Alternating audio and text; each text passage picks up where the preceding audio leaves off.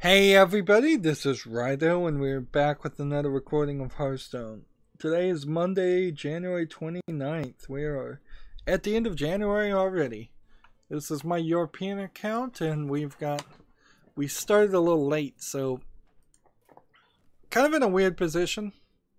We want to keep to 60. So we have combos. Combos work with Rogue and Shaman doesn't work with Rogue or Warrior. So we click this, hope this trades to a 60. It doesn't, it trades to a spell. We know what to do, play Rogue. The question is, do I have a Rogue worth playing? Custom Rogue 2 has what in it?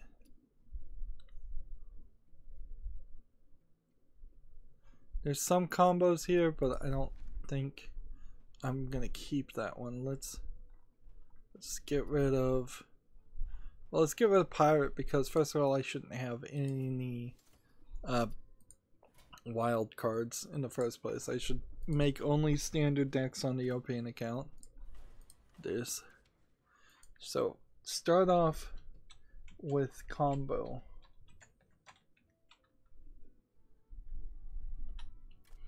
And when I type combo, I kind of wish I could just copy and paste it. Can I? Can I hit a Control C and then Control V? Yep, I guess I can. Combo,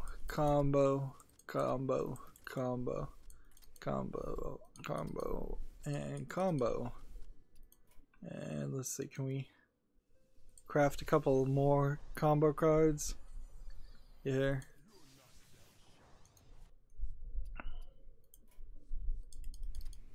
There we go. 13 combo cards. So the next thing we want to do is play spells. Let's see.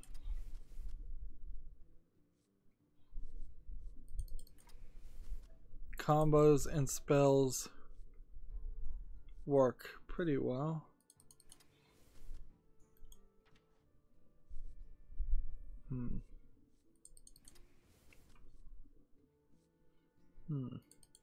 Draw some cards with spells, that wouldn't be a bad idea either. And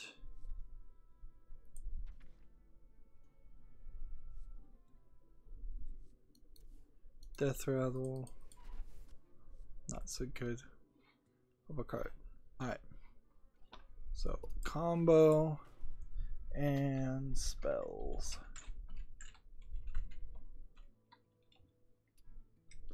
Well, that wasn't quite spells. Spell. There we go. We've got a deck to play.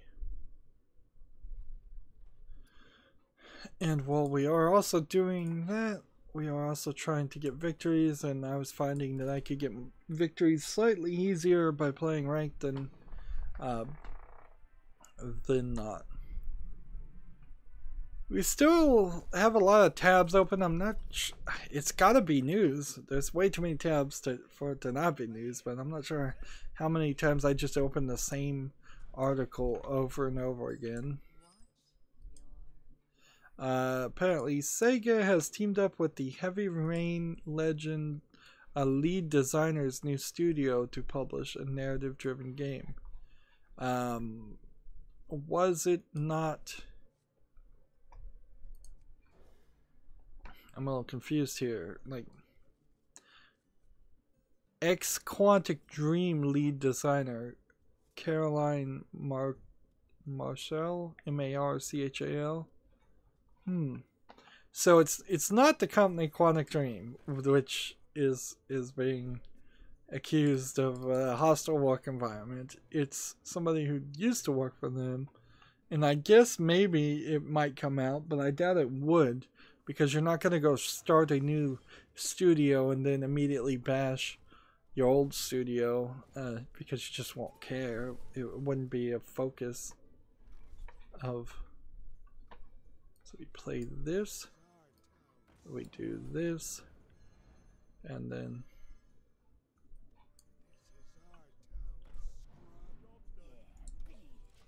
Hmm. Hmm. Let's see. So, Interior Night was established last October in the London-based studio. So, Quantic Dream was, I think, in Paris. Is focused on creating narrative games aimed at a mature TV audience. Well, it doesn't seem like they're falling too far from the tree, honestly. That's kind of what Quantic Dream was trying to do. Anyways. The problem though is Heavy Rain tried to be a mature story, and in a lot of places it wasn't.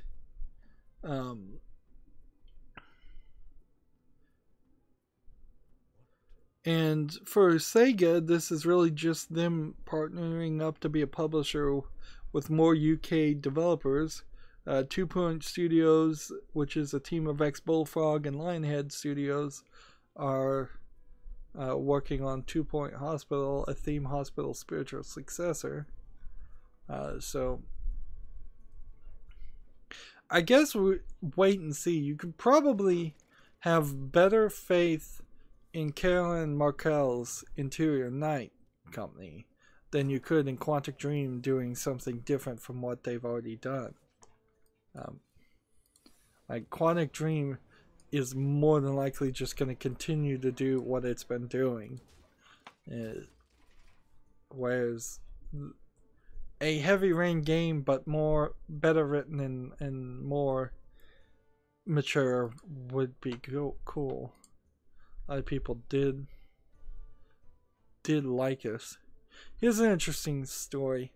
Apparently, Teddy Diefenbach, Diefenbach, steps down as Square Enix Montreal's creative director. But the picture they have of this guy is, he looks like he's barely in his 30s. Like 32, 33. Square Enix Montreal isn't that new of a company. That they made, like, didn't they make Deus Ex and Mankind Divided? And inherently, isn't that the thing? Let's see, let's read this article. He stepped down following the apparent cancellation of his team's unannounced project. Diefenbach, who previously had been a designer and coder for the Heart Machine's Hyperlight Drifter, joined up with Lara Croft Go developer Square Enix Montreal in 2006, alongside fellow indie developer Renaud Bedard. Oh, did that guy just quit because I was taking too long? I'll take that victory. I will take that victory.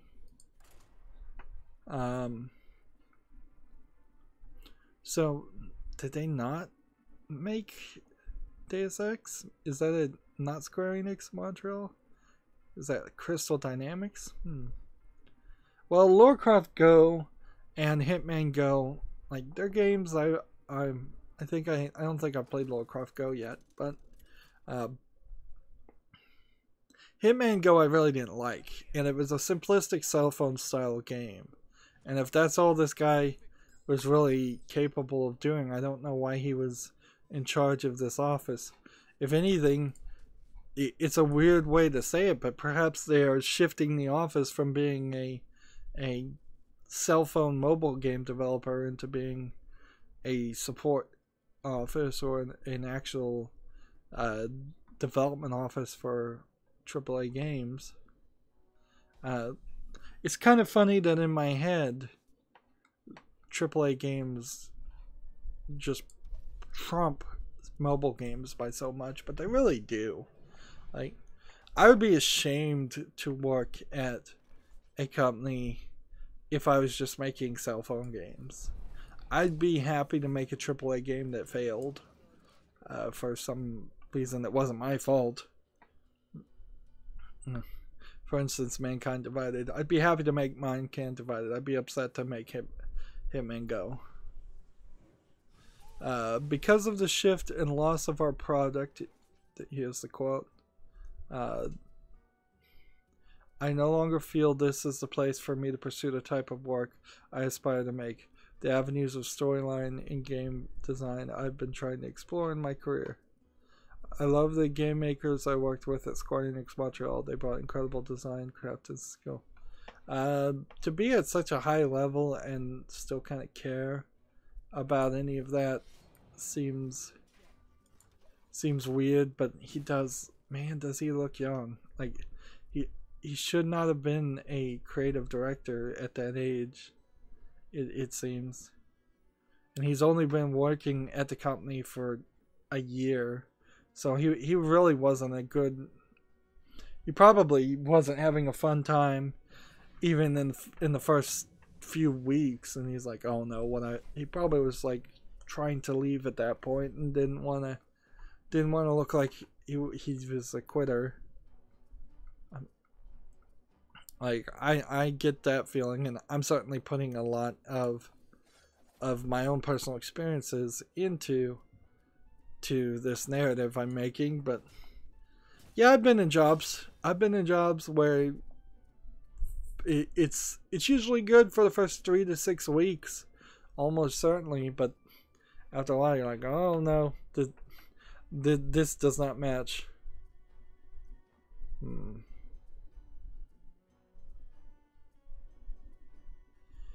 Despite the project's cancellation, he notes the remainder of the team he worked with remains employed at the studio going forward. Diffenbach says that he plans to return to full-time indie development. And okay, good. Hopefully he goes and makes amazing indie games.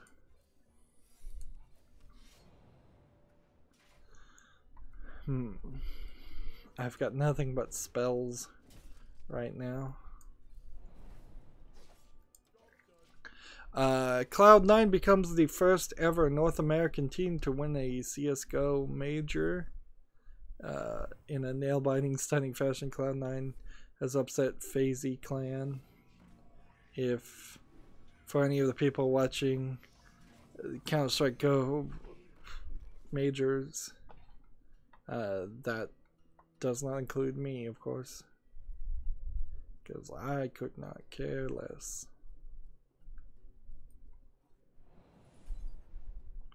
What does this guy do?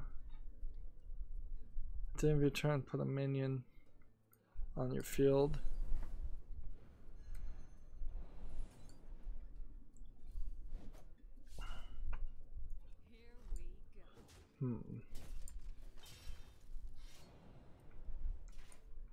End of turn there. That's kind of news, but not something I really care.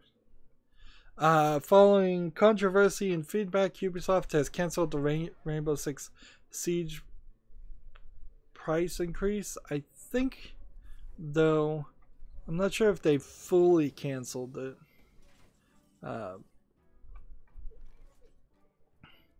The standard edition's price as is, citing to Facebook. So they're still increasing the prices of everything else. Though.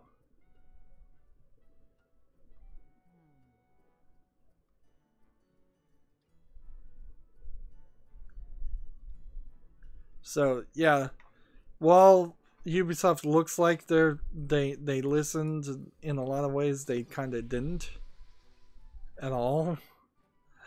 They're still increasing the other editions and to a 2-year-old game, and they're mostly getting away with it.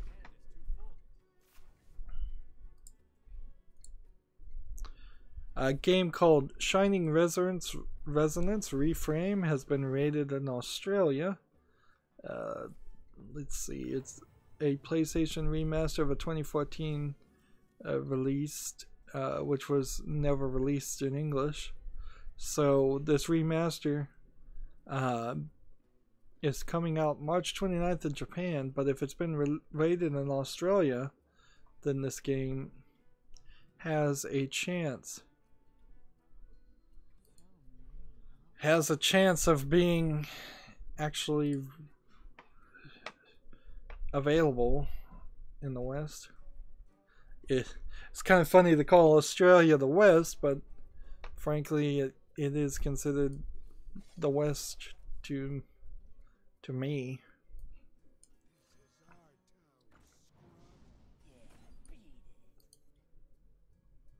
Let's just keep playing this guy.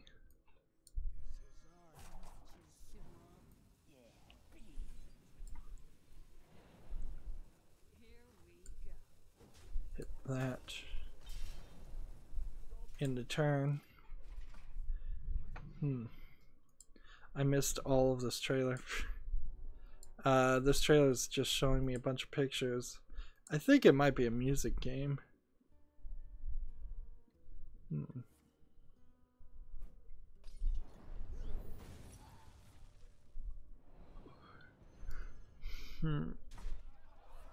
I'm not sure though. Let's see, what is it? It's labeled an RPG on their tag system. So it's some kind of RPG, another RPG we've never heard of. Play this, do this, attack here. I'm about to lose. NVIDIA releases GPU drivers optimized for Kingdom Come Deliverance. That's a little strange, but I guess that's really the only game right now NVIDIA's partnered with to have a reason to put out their monthly video card drivers. Like, let's see. They also have some things for Dirt 4 and Neverwinter Nights and 3D Mark,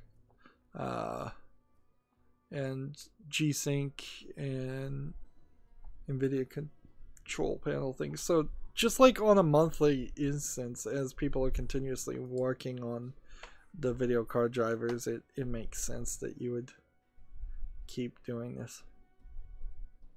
Random legendary, random legendary.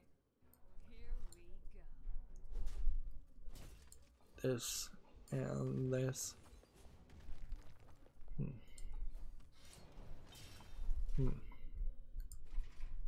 Let's see, I think I already talked about this. New and returning Soul Calibur 6ers. Yeah, we already talked about the Soul Calibur 6 characters. So nothing really to say there. Alright, so I've played the combo cards. And we still need to play spells. And I don't really need to get all 3 of the daily quests done, so we might be moving further. We already talked about the Hearthstone balance changes. Yeah, if I was awake on time, if I wasn't suffering from poor sleep patterns due to the insomnia, I very possibly should have made a live announcement on the nerfs on Hearthstone. Although, you know, with the YouTube partner program and being demonetized and all because my channel doesn't have 1,000 subscribers, you know, maybe I stop doing special announcements if I don't care about Hearthstone, which frankly I don't care that much about Hearthstone. Even if that did get me a lot of views. On the other end, you kind of, this is interesting. It's just a decoration, I assume, but deal 2 damage. Deal 1 damage. Let's do this and this.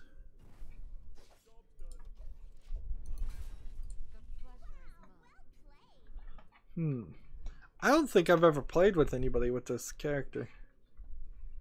Total War Warhammer 2 Rise of the Tomb Kings is secretly a magic game, according to PC Gamer. I don't know if I fully believe that, but okay. Secret combo.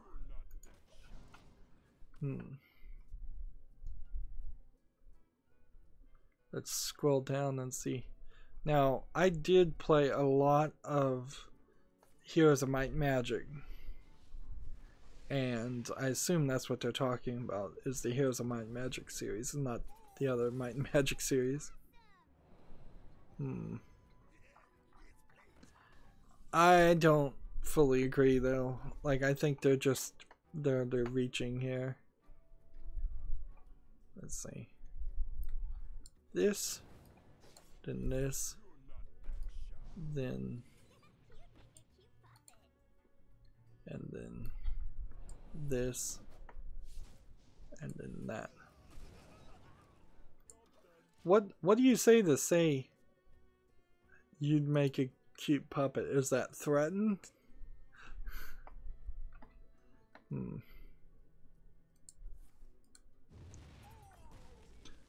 Let's see.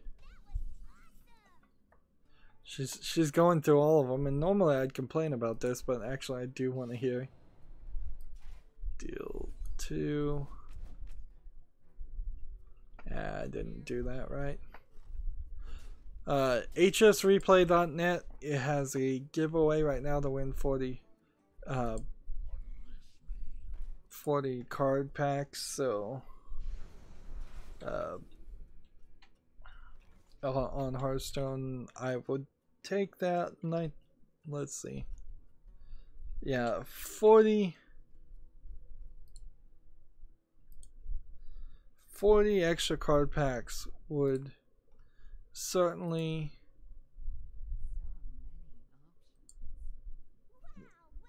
like, I just retweeted them. Let's just keep playing.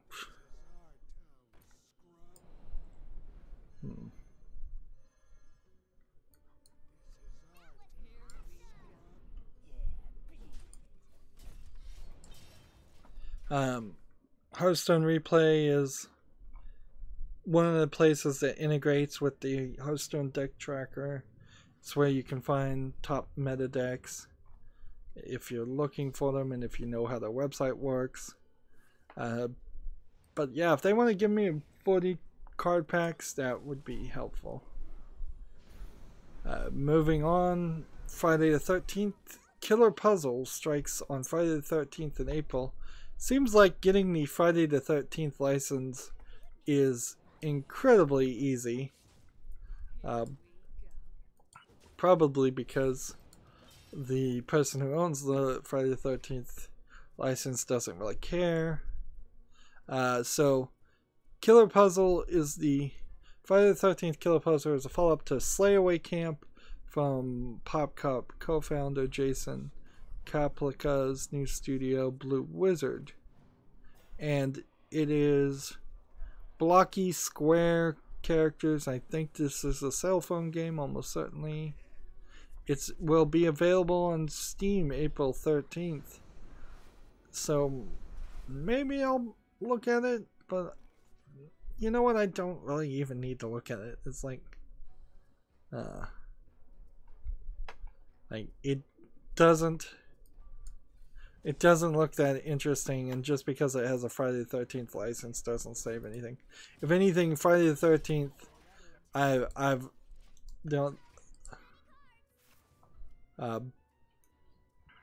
if I've learned anything from the Friday the 13th game, is that having Friday the 13th as your license isn't going to save your game. A game called, I don't even know how you pronounce this, Aeterno Blade. Eterno Blade? Maybe it's like Eternal Blade. Is coming to the Switch on February the 1st. It's a side-scrolling action-adventure game that launched for the 3DS February 2014. You may notice that a lot of these games that are coming out, not just for the Switch, but for a lot of things, are simply just re-releases. And that's slightly concerning that we don't have any new content on the way. It also came out on the Vita on 2015, and the PlayStation 4 August 2015, and Xbox One August 2017, so they've re-released this game multiple times. However, now that I'm watching a video of it, it does look like it's a button mashing action game, at least in this boss fight, that seems kind of cool looking. So, sadly, it never came out for the Steam. So if it comes out for Steam, maybe I'll play Eternal Blade, but until then, there's nothing to be done.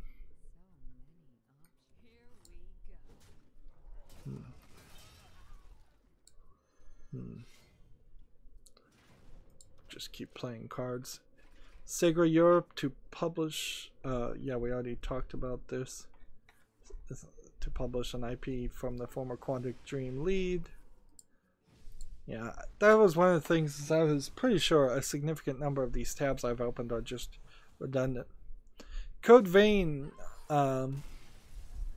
has some gameplay videos, and one of the things I've noticed about the gameplay video is there is a area with a Domino's pizza sign in the background and a pool table, and that is not what I was expecting from Code Vein.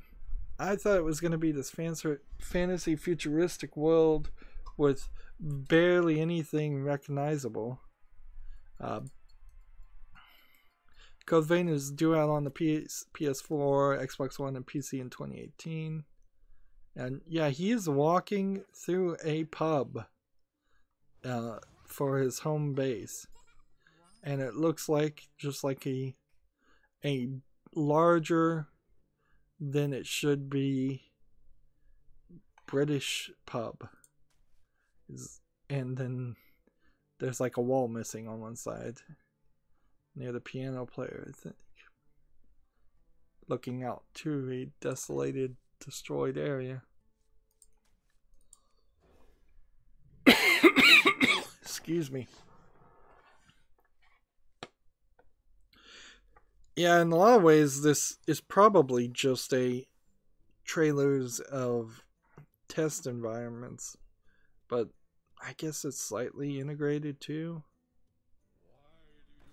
Now he's in a lounge area that has a bed just to the side, so I don't know what the deal with that is, and I don't care to particularly speculate.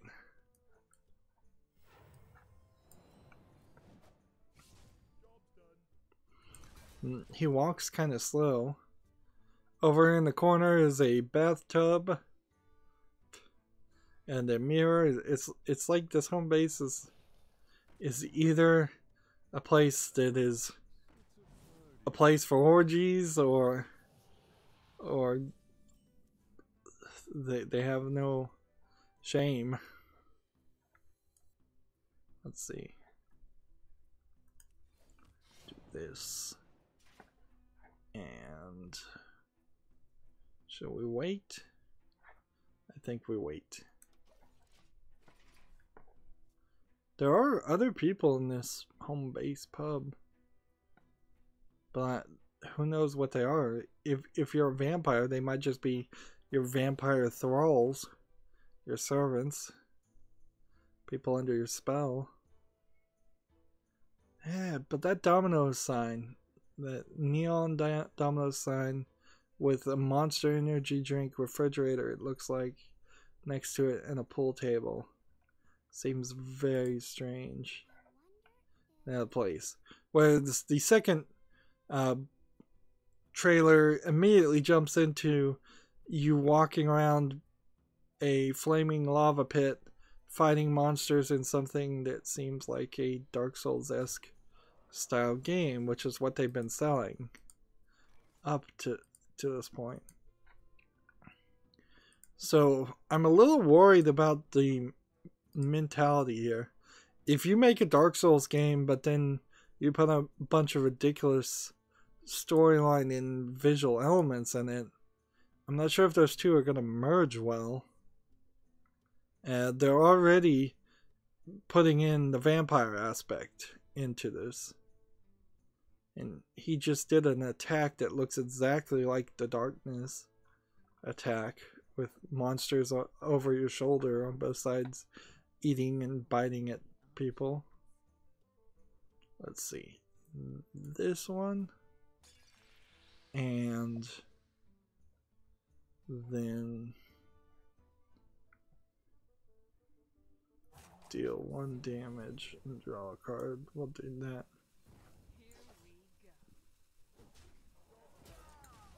In the turn. So that is definitely not confidence building for Code Vein. I'm a little bit afraid that game is going to end up being off the rails. Not that I particularly care too much. We don't inherently, in my mind, need a new replacement for Dark Souls every year, or 2 years, or 3 years, or 4 years, or 5 years. If anything, I think Demon Souls and the 3 Dark Souls and Bloodborne more than enough to, as far as games in that series, for a long time. Maybe 2 or 3 years from that point we could make something new. Let's see. If we do this, then this, and then this, and then this, and then we do this and that in the turn. There's a game called Deceiver, which is a philosophical shooter that lets you shoot drones through enemies, is the description that PC Gamer is giving this. Let's watch this. Well, you start playing as a robot in a low polygon 3D environment, and you're doing running and swinging and jumping and interacting with things. There's a robot dog. It seems like some of the people, they all seem robotic, but some of the robots seem like they are more capable of looking human than others. But the majority of this seems like you play as a spider, a drone, and you spawn, and then you're attacking other spiders or drones, and yeah, this actually looks like a terrible game.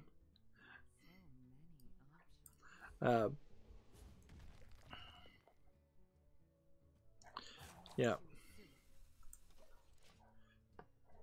The flaw with this game is they tried to keep your attention at the beginning, but at the core of it, it looks like it is a tower defense game. Maybe set in a 3D world, sure. It's trying to do something different, but it still doesn't look like it's anything interesting. Deceiver is due out sometime in 2019. Maybe they can make it better before they get to that point. One would hope. Alright. This and this.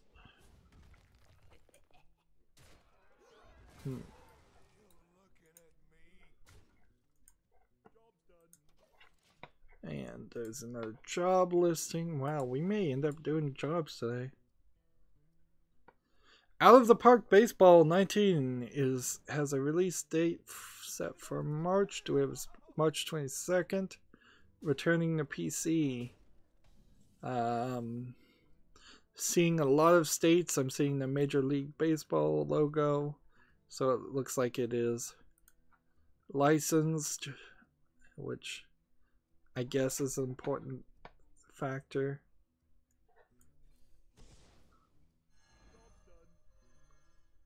Yeah, I would say you would probably want the right names and stats and things if you're big into baseball. Noobs need not apply to this game. Clearly, most of those trailers is nothing but stats. So if you like stats, out of the park baseball is there for you. If you don't like stats, forget it. Let's see, deal 2 damage.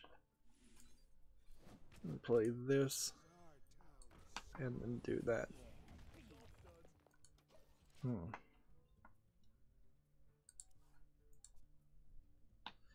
According to Rock Paper Shotgun, Intel's new Cannon Lake and Ice Lake CPUs might fix Spectre and Meltdown flaws.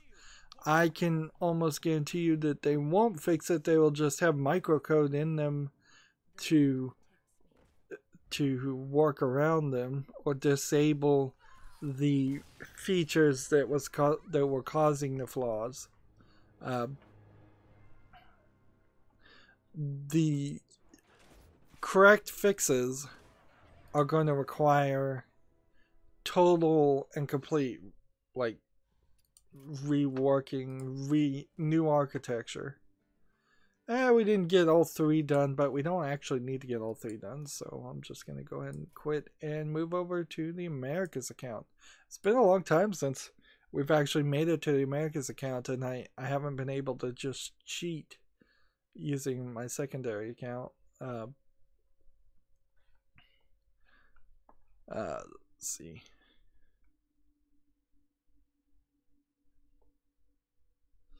Let's see, the Intel's latest earning call.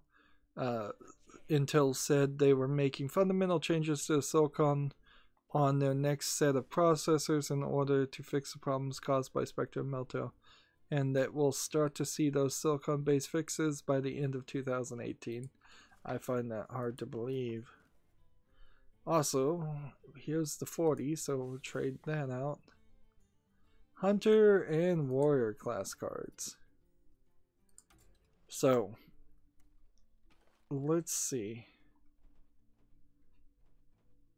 This Warlock is more than likely the one that's going.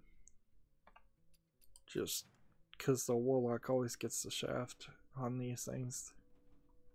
And I wouldn't want to play against some of these.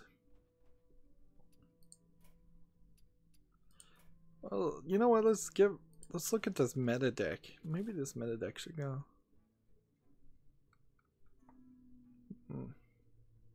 Yeah, here was the meta deck I was trying to make to pretend like I was capable of playing the top metas. Let's get rid of that. Bye bye to you. Now, what did we need again? Pay attention. Hunter. We'll start with Hunter. So we'll make a new deck. Hunter. Wild. Reason for that. I still can't do this one. Interesting. As cheap as we can play.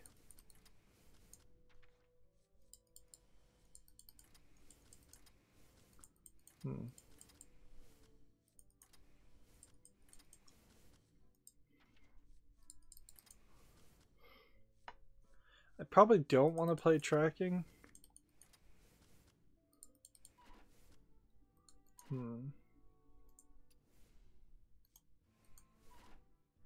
Let's see if we can find something that would draw.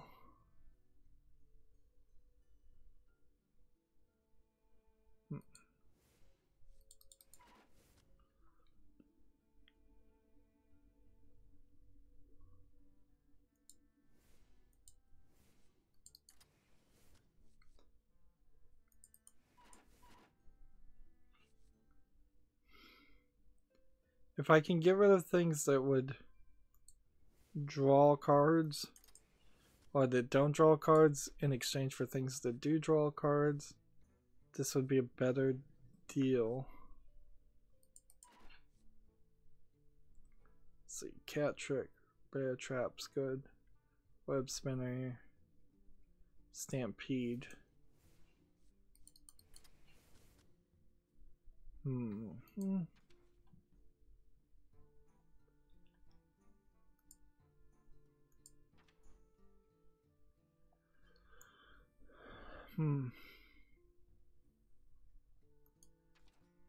Probably could just type in the word draw and look. and see. Yeah, that would probably be easier than doing what I'm doing right now. Look at the top 3, draw 1, but then you discard the other 2. Draw a card. If it's a beast, it costs 2 less.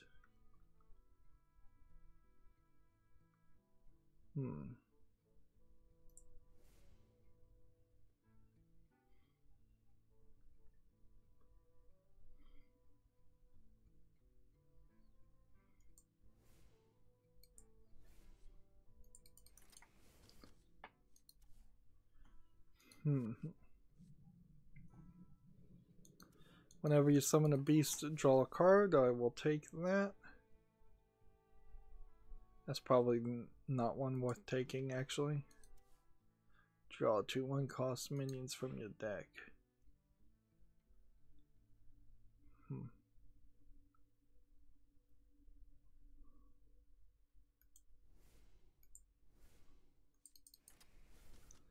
I think that's good enough. I think that's good enough to start. Might as well play ranked and go to wild.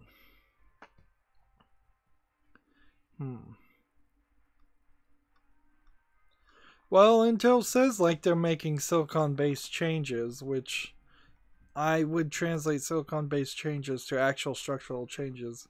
I'm surprised that they could get it done that quick, but whatever.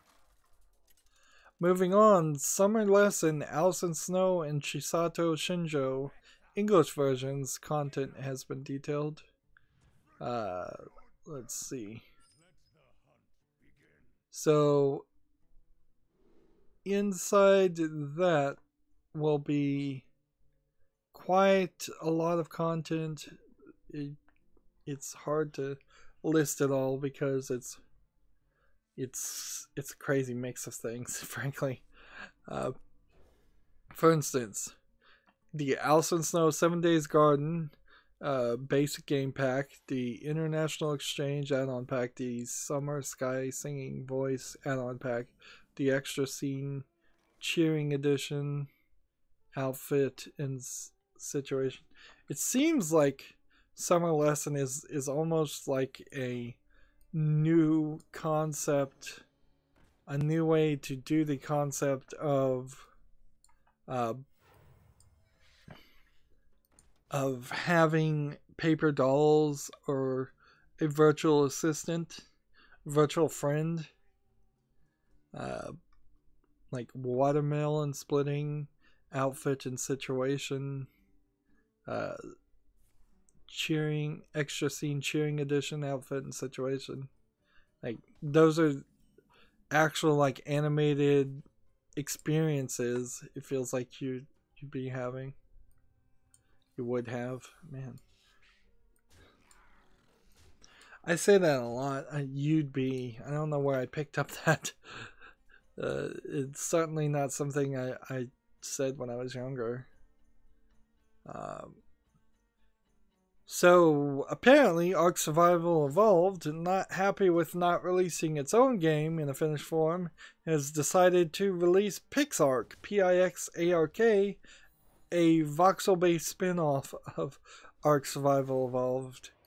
And it is already, I can tell you, not worth purchasing as much as Ark Survival Evolved is not worth purchasing.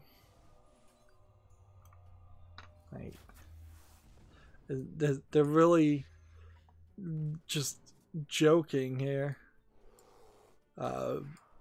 with this. Finish a game.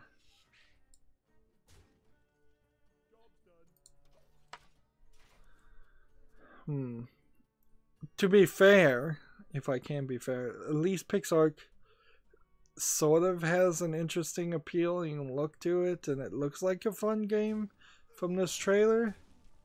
If you put this right up with Minecraft when Minecraft first came out, PixArk would have been the one to win. Except for they have like dragons and monsters and guns and magic, and it really is just the most random collection of of things you would ever think about.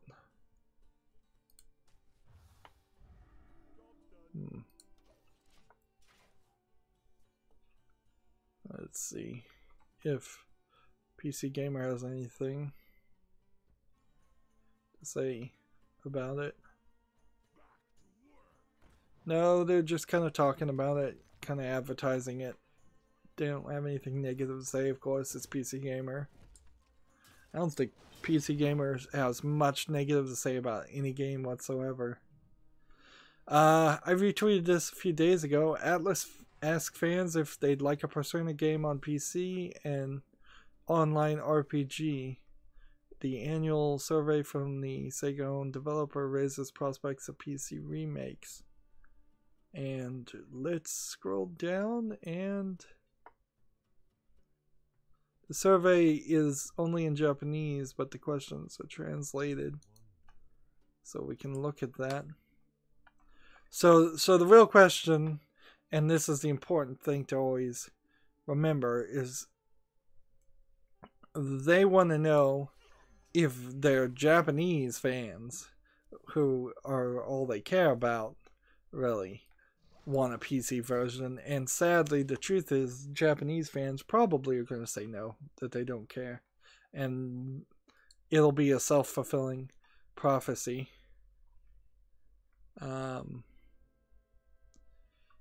Question 55. If Persona game listed below were to be announced, would you play them?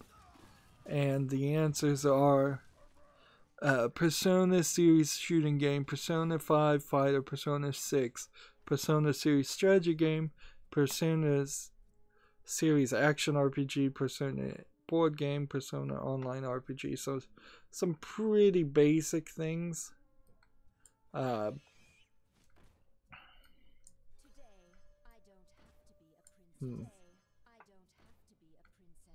Let's see, deal 3 damage. I won't be able to draw a card until next turn anyways. The next question that was translated. If Atlas were to do a full remake of a past title, would you play them? Please tell us what a device you'd like them for. PS4, VR, PS, Vita, Switch, smartphone, PC, other. So it's kind of buried in there. How do you feel about another company announcing a new title for any of the following Atlas games? Would definitely play, depends on the content, but would play. I wouldn't want them. And that's an interesting way to look at things. Certainly.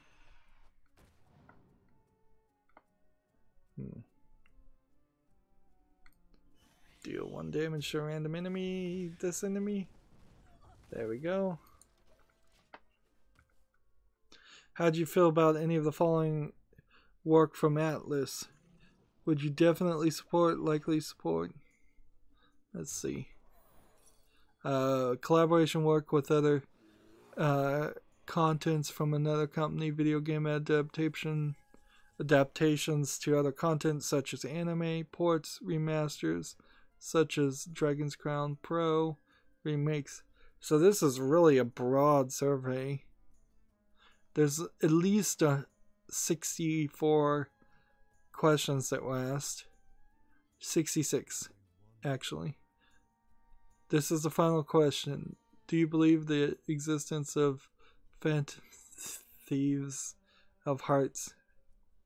So that's just a joke question. So kind of there you have it. There really isn't too much you can say there. Like, yes, in a small sense, they are considering making PC ports, but only if the Japanese fans support it. Otherwise, they don't care.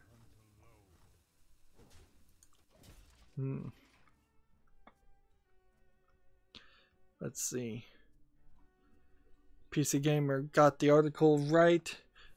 On Ubisoft reversing the price on the standard edition, but everything else still getting the price hike. At least they eventually got it right. Ah, I remember clicking on this link. This was a Friday link.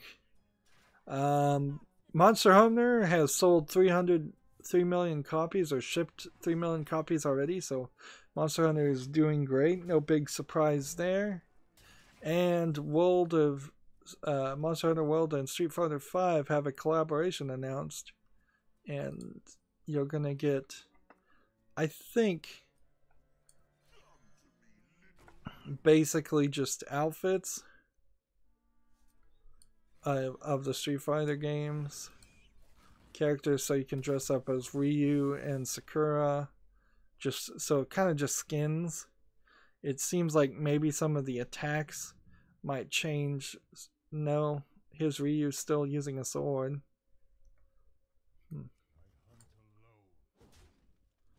And Ryu using what looks like a gun and a giant hammer.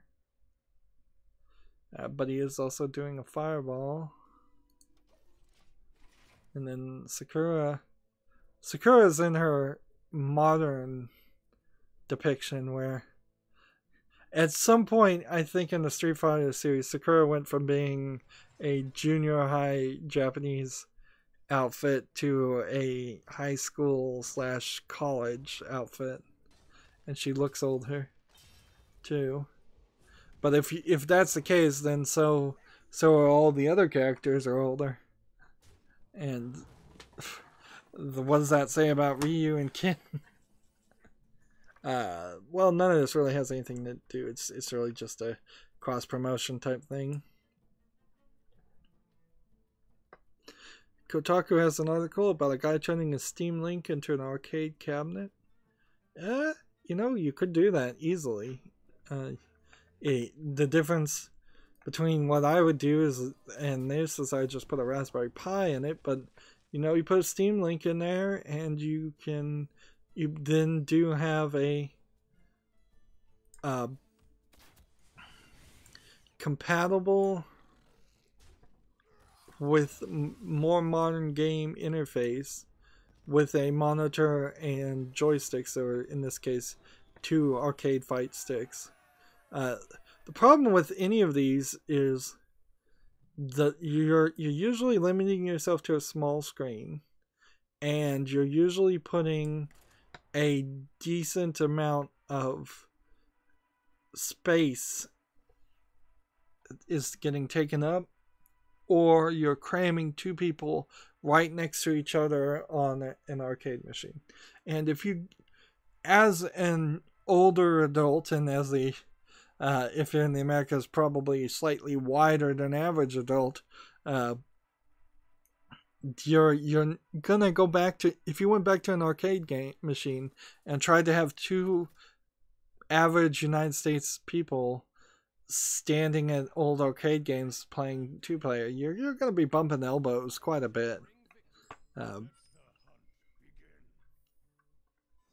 It really only made sense when you were a kid and you were smaller, and let's see, most of his work was just CNC cutting wood and mounting a TV. The vast majority of the games you're playing are not right. It keeps showing pictures of playing like Pinball FX, but Pinball FX is kind of the worst game you'd want to play on a fight arcade machine, because that's just going to make it even worse from what the experience should be. So yeah, there's really nothing here on this article. I see a lot of do-it-yourself projects like this. I've been looking at a lot of them, and that's probably why I clicked on it in the first place.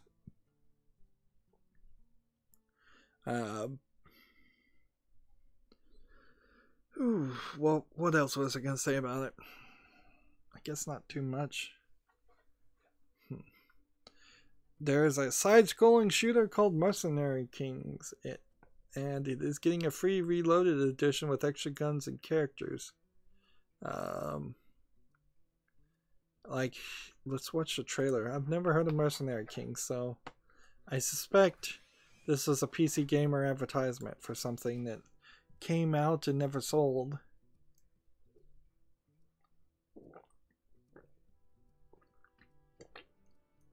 We're slowly playing the cards we need to play. I probably will have a little bit of post-game show. Unless I just get really lucky. Now, this game does seem like it's a cartoony sentimentality on an RPG on Metal Slug.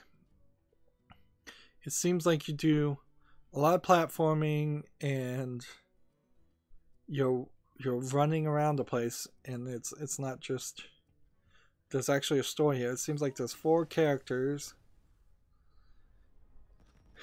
4-player co-op. It says online and offline.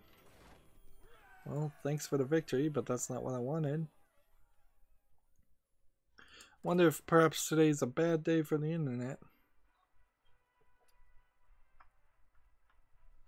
Doesn't look too bad. Steam, Vita, PS4, Xbox One, Switch.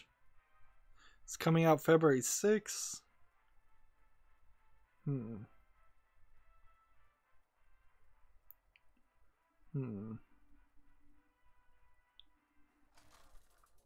Actually, it's one of those rare occasions where I'm interested in Mercenary Kings now. Like, it's not doing anything super special, but it does seem like it's got its own little interesting twist on things, and with that.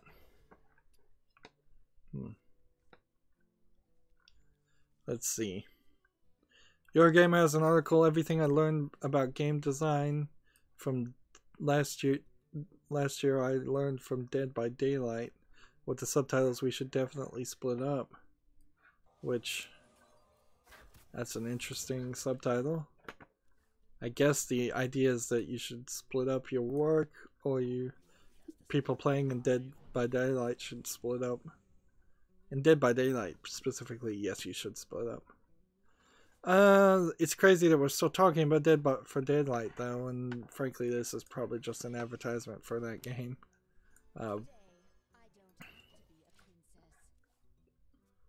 Is there anything else worth mentioning in this editorial, really? Not really. I can editorialize on this editorial and say, look, if you're learning game design for an entire year from one game, you're probably not learning very much, or the right things. Just to be honest.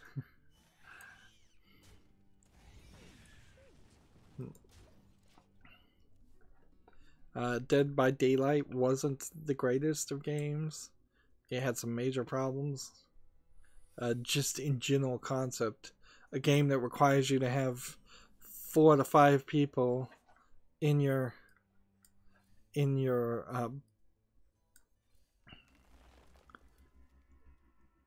setup before you can even have a good experience. It's not a great way to play. What website did I end up on?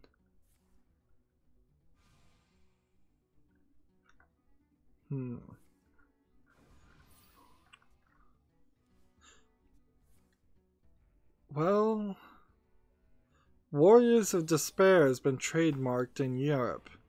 That's all I can really tell you. Because I ended up on a crazy website. Deal 3 damage.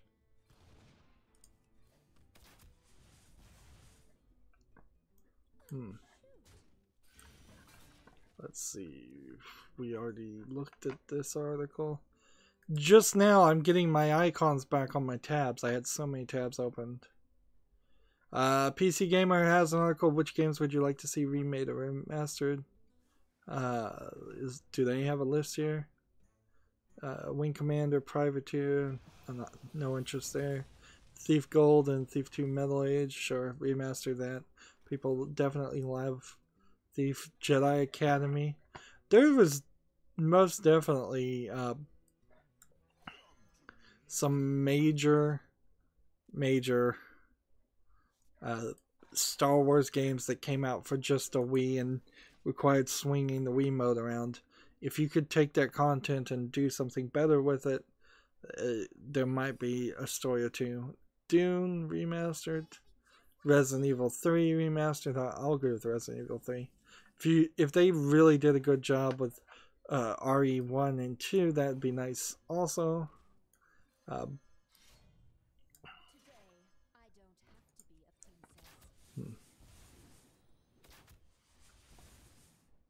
Let's go ahead and kill this. And they're playing this stupid meta deck. I can tell you already. So I'm about to lose 8 health to 29 health. I can almost guarantee you I'm about to lose. Because they're gonna play 4 of the Magician's Apprentices that we just killed. Yeah, Sorcerer's Apprentice. Black and White 2, they want remastered. Syndicate and Destiny 1 possibility. I don't think you're gonna be able to do too much with Destiny. I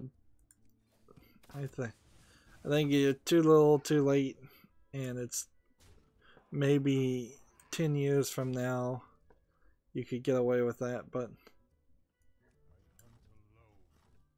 let's hit that. That's what I figured would happen. So let's end the turn. Let's close that article. There's frankly a ridiculously long list of old games that you could and would want remastered. The question is, would they really sell? Are they worth doing? And if you do remaster a game these days, you kind of have to hold it up to a certain standard, and something that was done for $100,000 even 10 years ago might require several $1,000,000 to make, just with the modern graphics and paying animators and doing 3D environments in games that didn't have 3D environments. And inherently, you might ask yourself, why not instead just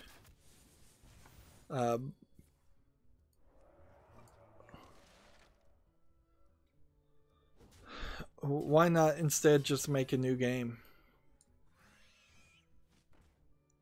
Like, why put your effort into something that might pay off less than making a new game? Yeah, this trailer just keeps going and showing off artwork for the new System Shock. Yeah, System Shock remake looks like it might be fine, as somebody who hasn't played System Shock at all. Yep, and I'm about to lose.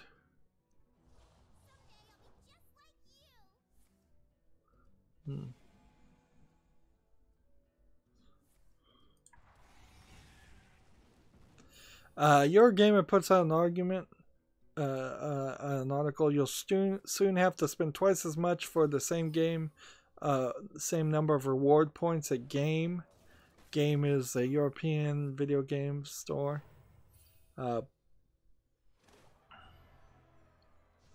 Let's see how this works. They've updated its loyalty scheme terms and conditions, and shoppers need to spend twice as much money to earn the same number of reward points. So, you need to spend £0.125 to earn a single reward point. However, as of January 25th, that doubled to £0.25, which I guess isn't that 25 pence? I hate this so bad. This needs to be nerfed. This is ridiculous. I totally deserve to win. And there's almost no way to defeat this strategy that I know of. And having a specific card just to defeat this one strategy is ridiculous.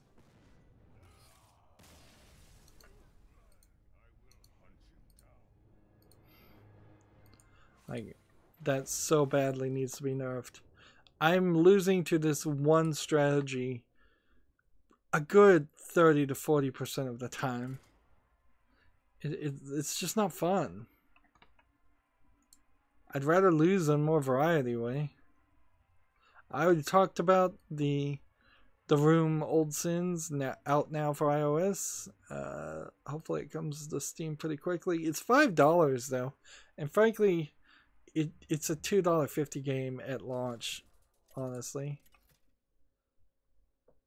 in my opinion, there's trailers out there for One Piece World Seeker. I don't. Yeah, if I play Dragon Ball Fighters, could I then transition into One Piece World Seeker? I don't think so. Like, I think that's probably asking too much. Let's see. We have Luffy running and jumping a cartoony 3D environment. The cartoony niche does kind of match the show, so that makes sense. That's cartoony. No complaint there.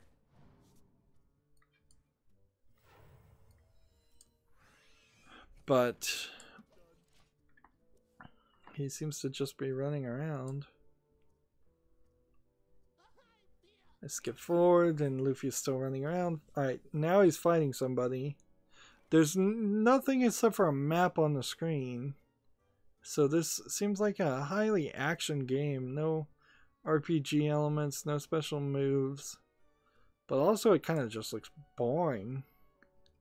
Luffy, if you're not familiar, has stretchy arms and legs abilities, and so he can punch and fight. I don't really think that's what One Piece is about. I don't think it's like a Dragon Ball fighting tournament type thing. I think there's a little bit more story to it than that. But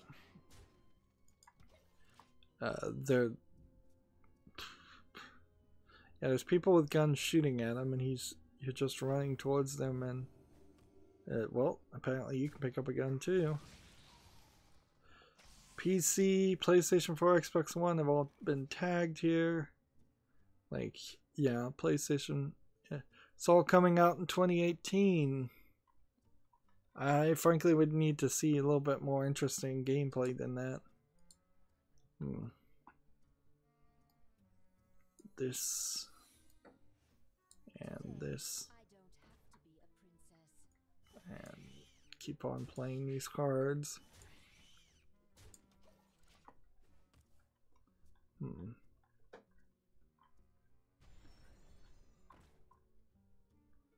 Here, PC Gamer has slightly more information about the Friday the 13th game. The new one, what is it called? Friday the 13th, The Killer Puzzle. It really does kind of feel like a Hitman Go-esque thing. There's a trailer where Jason Voorhees, I believe is the character's name, stabs somebody with a shish kebab in their ear.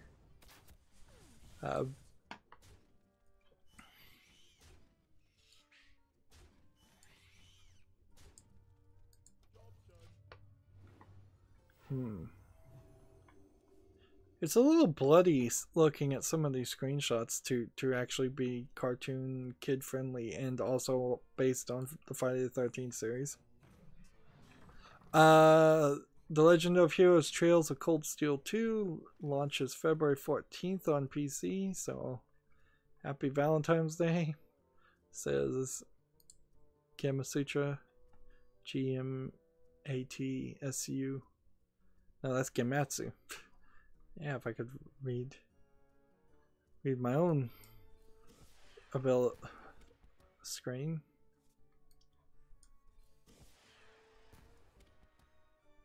Hmm.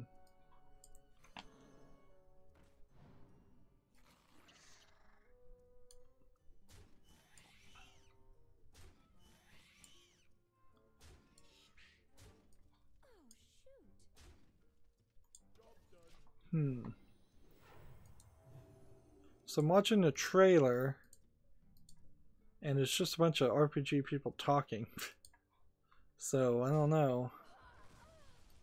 Trails of Cold Steel.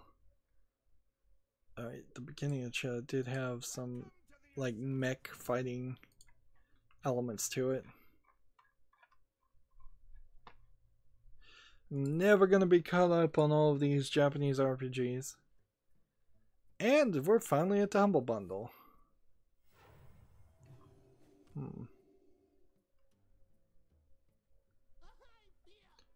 Let's see, what Humble Bundle are we on? The Paradox 2018 Humble Bundle. The pay more than the average of $7.42 for a bunch of Paradox interactive games, or pay at least $1 for some Paradox interactive games, or pay $12 or more to get Stellaris.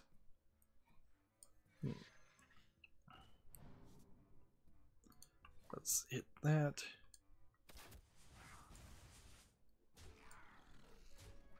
I should just go ahead and end this here. That one. And that one.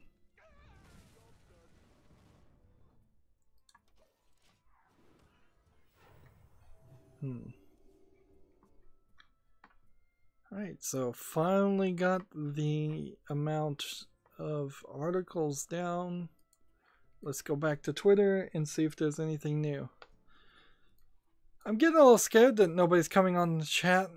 Like, if I went like a full month and nobody got on the chat, I would definitely have to consider that maybe YouTube has stopped announcing videos completely to everybody or something similar to that. I'd have to give it some thought.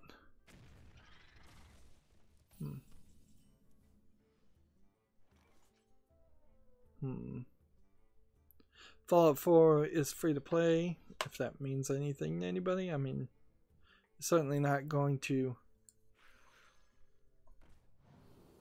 You're just not going to finish all of Fallout 4. Death Rattle? Anybody?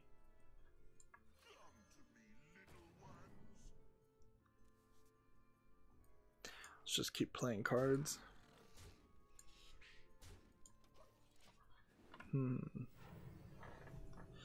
Apparently, today is the 22nd birthday of Duke Nukem 3D. Right where they're talking. I don't even know if I mentioned it, that John Cena was in talks to play Duke Nukem. Yeah, I did mention it. It still seems like it's kind of a real up in the air, in discussion scenario. Let's see, this and this. And take the victory. Jim Sterling's latest video is called Anger. He's talking about people getting angry at the video game industry for all the terrible things they do. Seems pretty fair. Episode 4 of Telltale Batman Namely Within has a review out, so apparently it's done. Let's see. And now we need warrior cards. So let's come over here and delete Custom Hunter because we don't need that. And come over here on warrior. Do this. You know what I think I should have done is I should have started with draw. Draw a card for each damage friendly character. Your minions can't be reduced. Draw 2 weapons from your deck. Draw 2 damage. Draw. Have you draw this card. There we go. So that's all the draw cards we can play. Now we come back this way and we start picking the cheapest things possible to play. There you go, a bunch of 1 mana cards.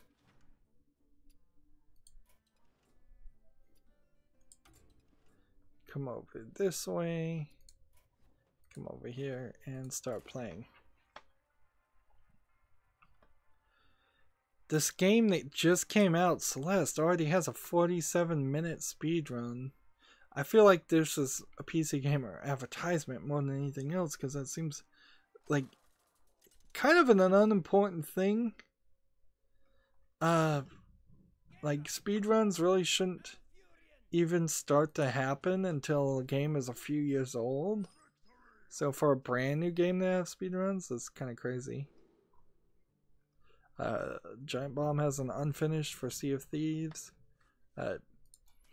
Inherently, this is kind of the problem with Giant Bomb, is that they're getting looks at betas, although probably Sea of Thieves is a beta that anybody could be in. And if they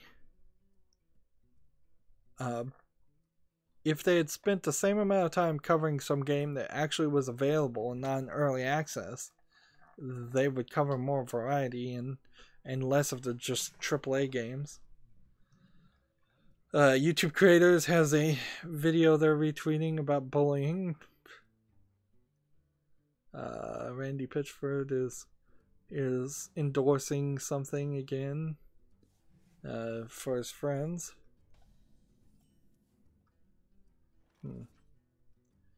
There's a video from Game Sutra that says how artists embrace change in BioShock Infinite. I think they probably embraced change too much. After you play a minion, deal 1 damage to it. Let's do this. Deal damage. Discover a taunt minion. Play this. And end the turn.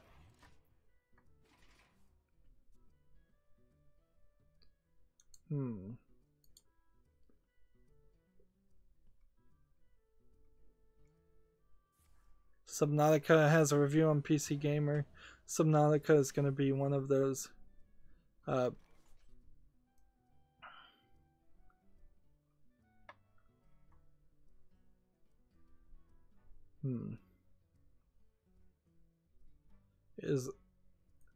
Subnautica is one of those games that's probably not going to get a lot of coverage. Deal 1 damage. Do it if it survives. Summon a 2/2. There we go. Hit that and that in the turn. I'm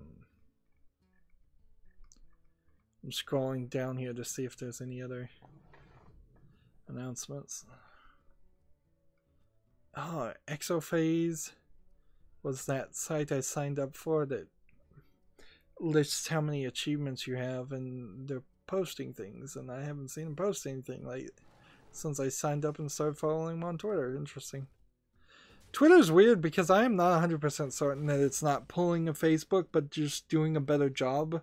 And by pulling a Facebook, I mean it's hiding a significant amount of posts from me because it just thinks I'm not interested in it, or because those posts didn't pay for a promotion.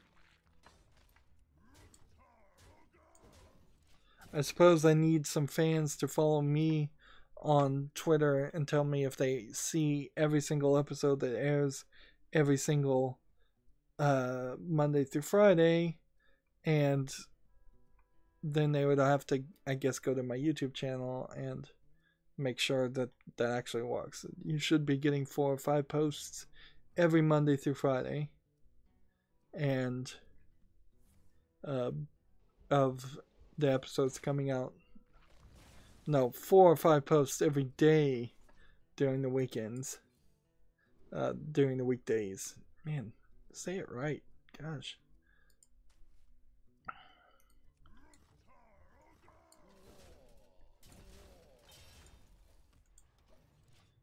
These people are not playing at all.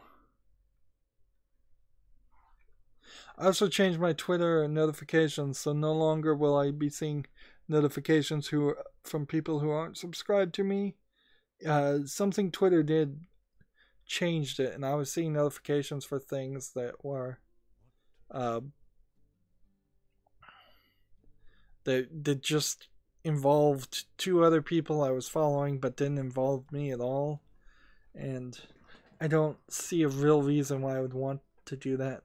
There's still a considerable number of other ways I could limit the number of notifications I get, but I'm trying to leave it as open as possible, so I see as much as possible. It doesn't seem like there's any more news. It's kind of a lazy Monday. Not super surprised. I have 157 followers on Twitter. Interesting. I don't know what that really means, though.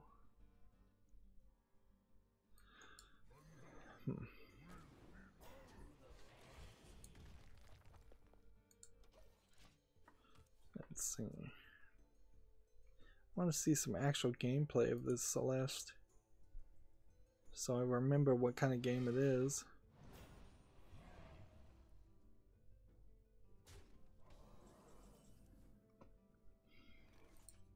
Well, this is a video of somebody just... It's kind of like a Super Meat Boy 1001 Spikes game. Okay, I see why people would think about speedrunning it so early. Honestly, Celeste is probably going to get chewed up and spit out as just a very temporary thing.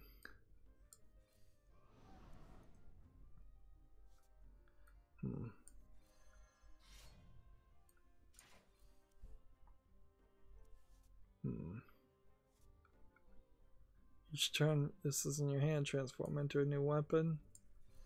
Let's go ahead and do that.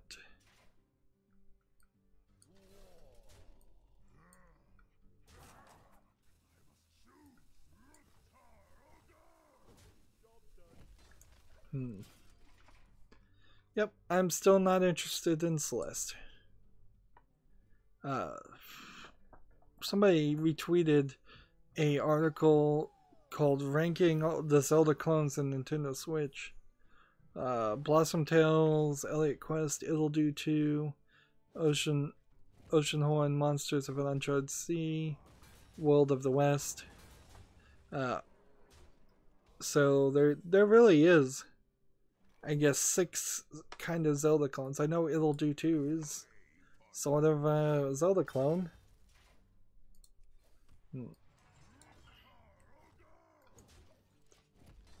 And I don't really have any real reason to read out their list, though. It'll Do 2 would be my pick, and it seems like It'll Do 2 and Elliot Quest are winning a decent number of these. I also wanted to play Blossom Tales. So I'm going to see if all of these games might be on the Switch, on the PC. Yeah, but I think we're done. I think we are done for the day. And we'll just do a little bit of post-game play after this game. We've been going an extra 40 minutes.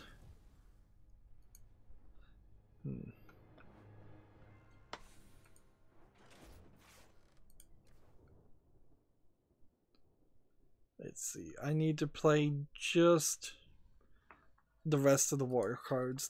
That's easy enough. I could play against my other account, but it doesn't even really matter that much. And so yeah, we'll be back on Wednesday. That's it for this recording. As always, I ask you to like, share, subscribe, comment, and watch every second of my videos. If you want a friend or follow me on Facebook, Twitter, Tumblr, Google+, Steam, or Battle.net, all of those links are down below in the description. If you like what I'm doing and want to support me, send me a friend, send me a Steam code, and send me a Steam game. Thank you for watching. Have a good evening.